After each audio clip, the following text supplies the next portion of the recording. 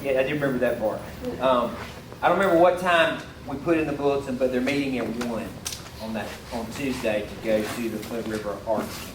So literally, she told me that like as we were starting the service, so I completely forgot. So welcome again to the warehouse as we this morning talk about Father's Day and celebrate Father's Day. Now, we're celebrating today, and I'm glad we are. But we need to understand going into this, and I'm a realist, that parenting is not easy, right? I remember when Jen and I'm a reader. First found out we were having a child.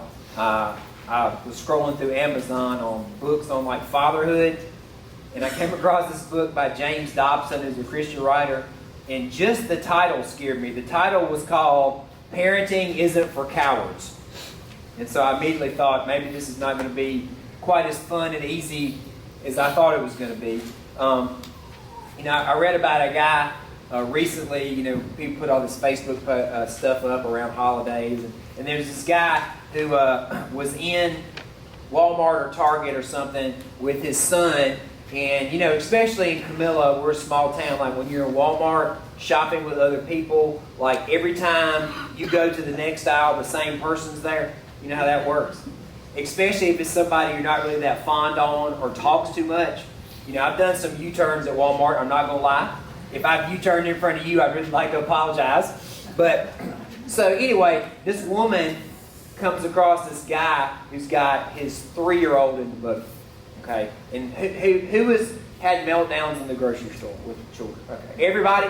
So anyway, on aisle 1, the kid's grabbing the Captain Crunch, 4 or 5 boxes of Captain Crunch, and he says, "Now, Billy, put that down. Put that down. Put that down." So then he goes to the next aisle, and the child is jumping up and down, and so he's just saying the whole time, "Billy, stay calm. Billy, if we can just make it home. Billy, don't lose your temper, Billy. Billy, please calm down. Please calm down." And so when they're checking out, the woman in front of him turns around and says, "Sir, I just want you to say, I am so impressed with how you're dealing with Billy." And he said, "Don't you get it? I'm Billy." So we've all had Billy moments, right? We celebrate Father's Day, and we all have great Father's Day stories. But for a lot of people, days like this are hard, right? Days like this are hard. They have a father who's not with us anymore. They have a father who is absentee. They have a father that maybe works too much. Or we have a lot of people, surprisingly, who, because of choices their children make or who their children are, disown their children, put their children out of their lives for something the parents think is wrong, which I'm not really sure I understand that. But so, luckily, most parents do good by their children, and a lot of times parents hopefully model Christian behavior to their children.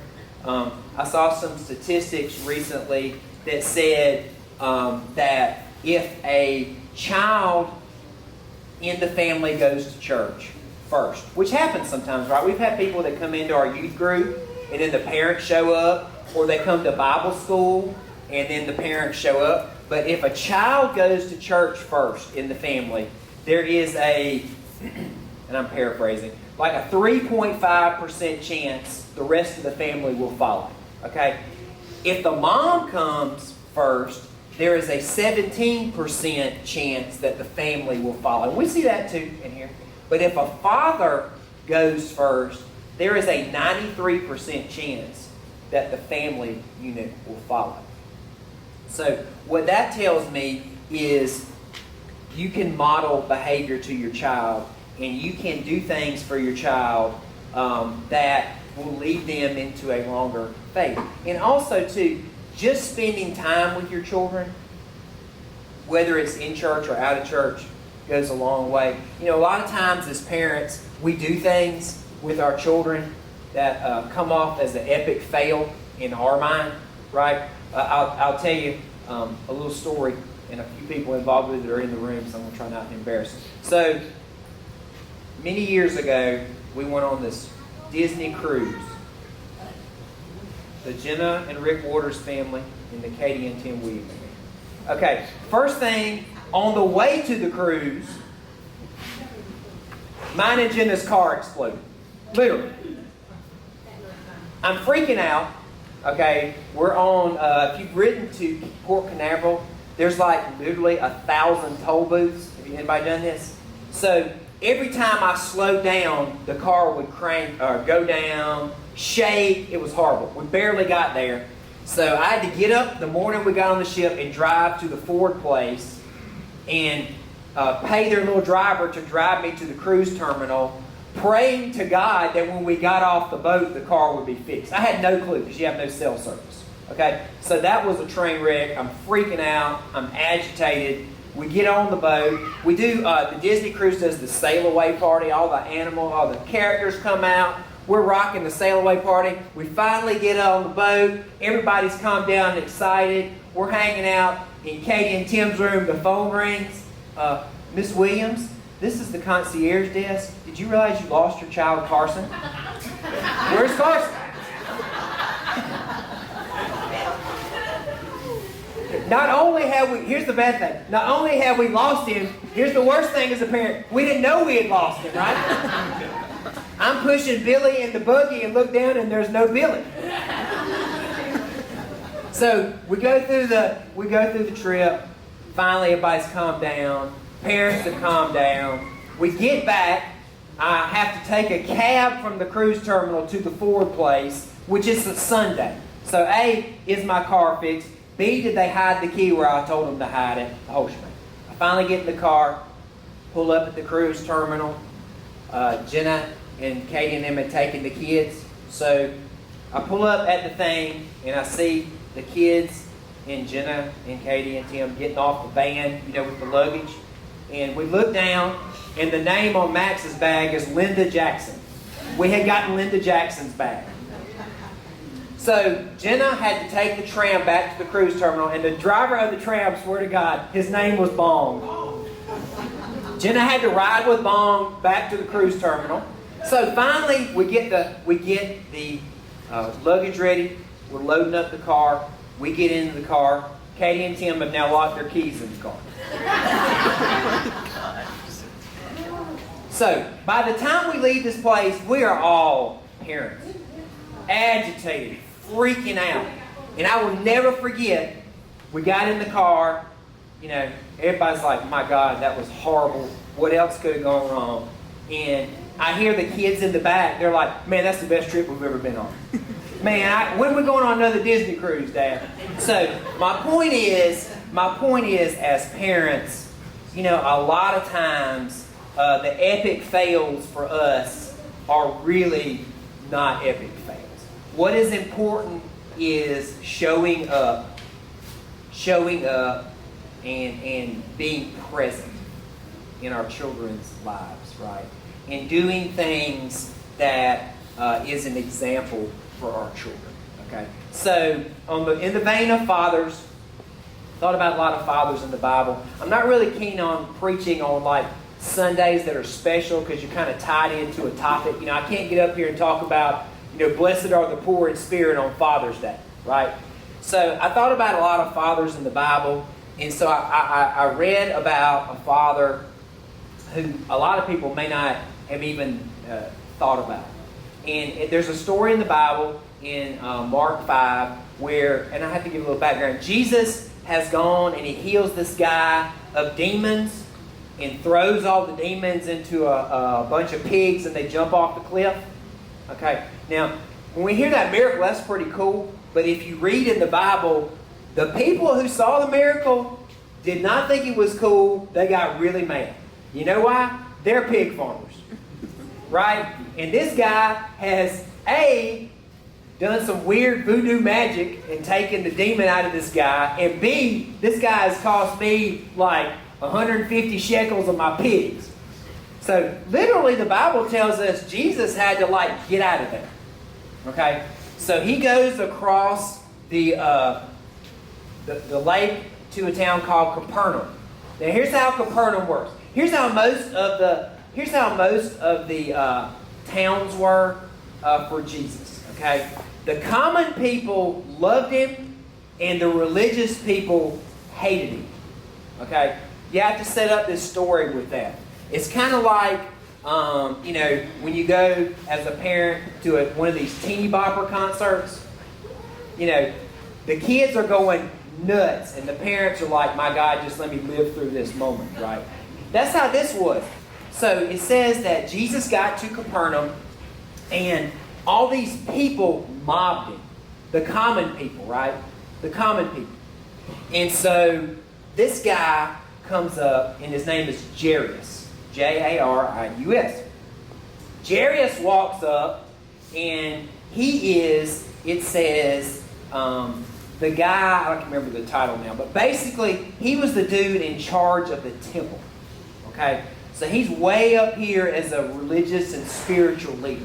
His job was do stuff, everything from, make sure all the people were at work at the temple, to making sure that all the candlesticks were cleaned properly. And I'm sure, like churches today, made sure all the offering got taken up.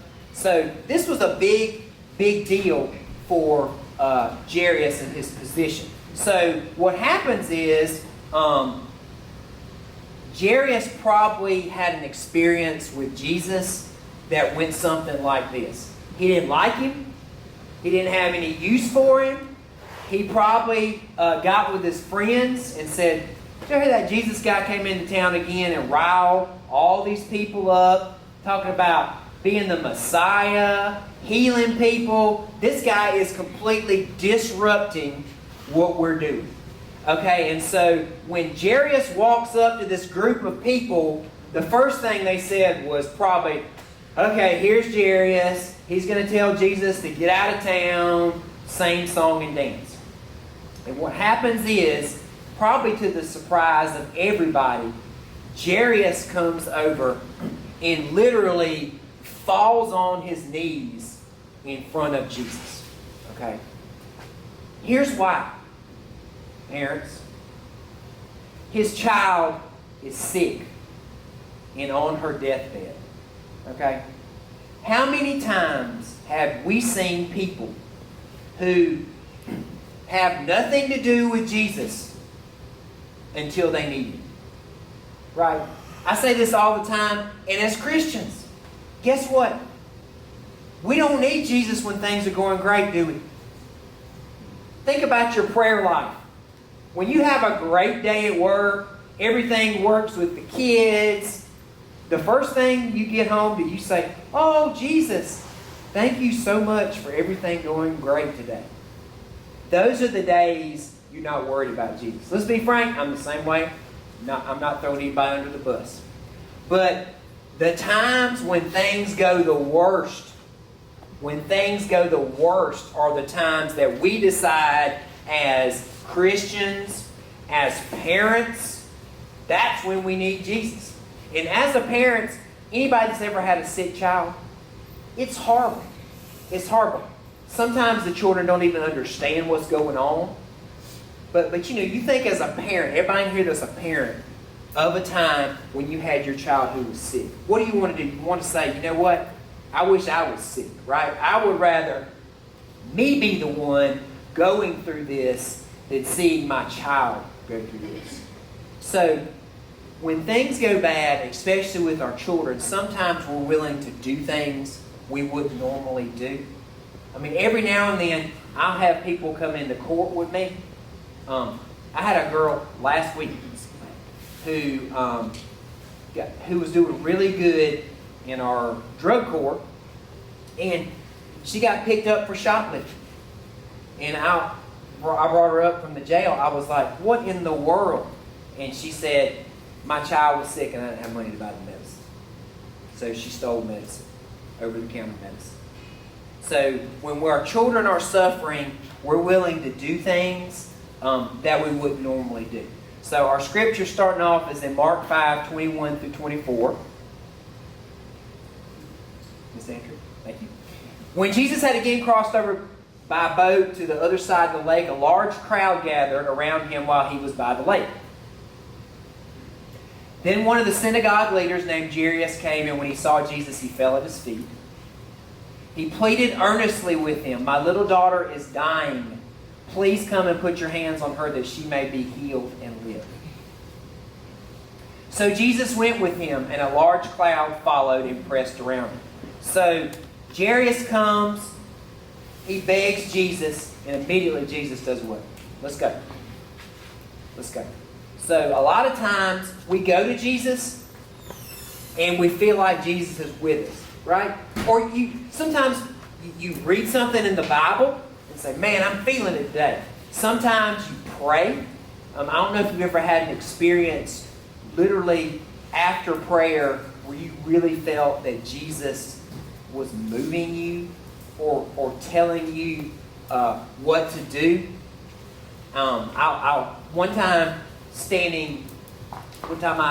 We had the service. I got up the morning before and prayed. Usually I get here first. I'll say a little prayer. God bless the service. Let everything work. And I literally felt God give me somebody's name. I promise you this happened. He hadn't been coming to the service for a while. I hadn't seen him. And so I'm standing out on the path before the service, and this guy pulls up. Okay? And I walked up to him and said, "This is going to sound really weird, but God gave me your name this morning."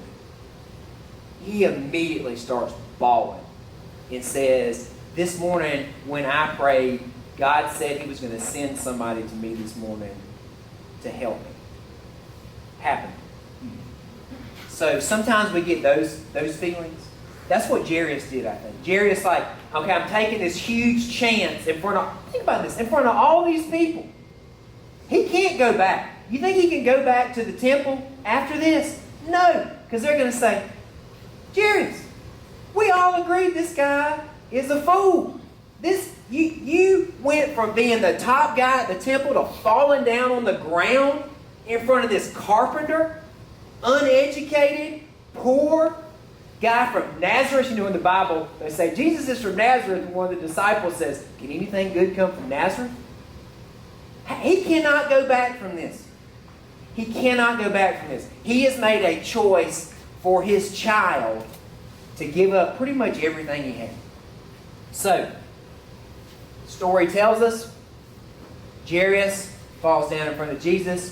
"Help me, help me." And Jesus immediately says, "Let's go." They take off. Okay? So now you're feeling it, right? I've gone to Jesus, or I've gone, sometimes when you're struggling, you go to somebody who's a spiritual friend or a mentor, and they build you up. "Man, listen now, I know you're struggling. I've been thinking about this, do this." You're feeling it, right? And then what happens? Something happens, right? Here's what happens in this story. There's another story in the Bible where a woman has been bleeding for 12 years and goes to Jesus. You know when that story is? Right now. Read these stories. So you got Jairus all pumped up. Jesus says, "Follow me. Let's go. I'm going to heal your daughter." Jesus takes off, and immediately this woman comes out of the crowd and asks for healing. You know what Jesus does? He stops. Okay? He stops. What do you think Jairus does? He's probably losing his mind, right? He's losing his mind because when we have Jesus and we feel Him, we don't like it when we don't feel Him. We don't like it when you pray for something, you feel things are going great, and then something disrupts it. We don't like that. You know what we do then? We turn on Jesus again, right? "Jesus, I was feeling this. You were going to heal my so-and-so. They were feeling better. You know what, Jesus? My kid's got the flu. He's got a high fever. Pray. Fever breaks. I'm rocking it. Everything's great." Next day, the child works up. The fever's back. It's happened to all of us. Okay? And that's what happened to Jairus. This woman shows up and basically in his mind takes away his miracle. Takes away his miracle. He takes away the mojo. She takes away the mojo that he's got from following Jesus. So what happens then is people come up to him while they're stopped. And you know how when people come up to you and you tell something's bad, wrong? We've all had that in our life. You just walk in somewhere and you see by their face something is bad, wrong. That's a bad feeling. It's kind of like when you're laying in bed at 3 o'clock in the morning and the phone rings. Right? That's never a good call. Right? That is never a good call. Somebody, at my house, somebody's in jail. But, not him. But that's never a good call. When your phone rings at 3 o'clock in the morning, you think about it. Even if it's nothing, when you get off the phone, what's your heart doing? Boom, boom, boom, boom, boom, boom. These guys walk up, and you can tell on their face, something's wrong. Bad wrong. And they go to Jairus, and they say, your daughter's dead. Your daughter's dead. And so the Bible doesn't tell us this. Sometimes I read the Bible and I'm like screaming at the writer through my head and say, how do you leave this part out? How do you not go into how Jairus reacted here? The Bible says it doesn't do anything. It doesn't say anything about it. My guess is he's doing what we do as parents, right? You come up, your child, this happens to me a lot when I deal with parents whose children are drug addicts. They say stuff like, literally, what if I had been at home more?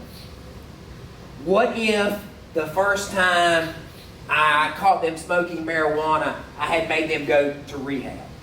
What if? What if? What if? So I think probably to be fair, Jairus at this point is starting the what ifs, right? What if I had gotten off my pride quicker and come to Jesus? Because you don't know how long he pondered this, right? She could have been sick the first time Jesus was in Capernaum a week ago, and he didn't go to it. So you start the what ifs, right? What if I had gone to Jesus quicker? What if Jesus had gone quicker? What if that woman over here hadn't stopped him and taken away my miracle? There's a line for Jesus. I broke through the line, and he is supposed to follow me, and he stopped and helped her. Right? Anytime people get a miracle over us, we're jealous. How come so-and-so is healed and my aunt wasn't? How come so-and-so's child never gets caught, not never gets in trouble, never gets caught when they do something wrong, and my child always gets caught? So what we do is we go through the important what ifs, right? The what ifs. And when we do go through the what ifs, it always makes the situation worse. Think about it. You're driving yourself crazy. So, what does Jairus do? Doesn't say. But what does Jesus do? The Bible tells us that Jesus says, Jairus. Because I think probably what Jairus says is, I'm done with this. I need to go home and be with my wife. He's over it. I asked this guy for a miracle. Tell him my daughter is dying. And this woman comes up and basically the story says grabs him by the clothes, help him.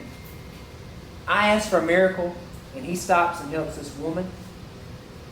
Your first response is what? I'm done with this. Right? I got bigger fish to fry. I've got a wife at home who's devastated. I've got a child at home that I have to bury. And I imagine he's turning around to leave. And the Bible basically tells us that Jesus, and I'm paraphrasing, says, Jairus, what are you doing? What are you doing? You asked me for help. Let's get this straight now. You asked me for help. I agreed to help. You fell down right here on the ground in front of me and begged for help. And now things aren't going your way and you don't want my help anymore? Don't we do that sometimes? Don't we do that sometimes? And don't we also think that Jesus is probably saying that to us? You prayed for this? And now we're one day later and you're mad because you hadn't gotten it yet? You know, there's a movie, Bruce Almighty. You've ever seen that movie? Where Jim Carrey becomes God and all these people are praying to him and he's like, can't keep up with it. So Jairus is like us. I don't get what I want. I don't get what I want. They shouldn't get what they want, right? And so here's what Jesus tells him. I want the band to come forward. He looks at Jairus and says, verse 36, this is the verse I want you to remember. Don't be afraid, just believe. Very simple, right? I know these guys have just told you your daughter's dead. Don't be afraid, just believe. You know how hard that is to do? You know how hard that is to do? And the story tells us he gets 3 of his disciples, goes to Jairus' house. When he gets there, everybody's freaking out, screaming, crying. If it's Camilla, Georgia, the people are already showing up with casseroles. Right? He goes in, heals Jairus' daughter. And I love Jesus. We talked about this before. You know what he tells them after he wakes her up? Get the kids something to eat. We talked about Jesus likes to eat. That's one reason he's my God. So, what I want to say this morning as parents, to the fathers, is this. That raising children is hard, and things are going to happen that kick you in the gut. When you do, the 2 things I want to encourage you to do is go to Jesus, put your pride behind you, put your position behind you, go to Jesus and fall down and ask for help. And then do the harder thing.